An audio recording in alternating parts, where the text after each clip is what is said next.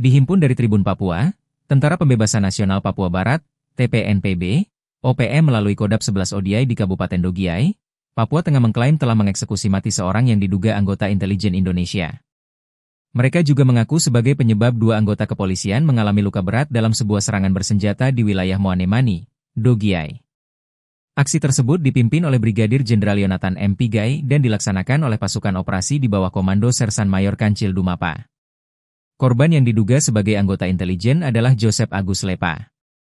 Kami bertanggung jawab penuh atas eksekusi terhadap Joseph Agus Lepa, kata Pigai dalam pernyataan tertulis yang dikeluarkan oleh Markas Pusat Komnas TPNPB kepada tribun-papua.com, Selasa, 6 Mei 2025. Tuntutan utama dari aksi tersebut adalah kemerdekaan penuh bagi Papua Barat.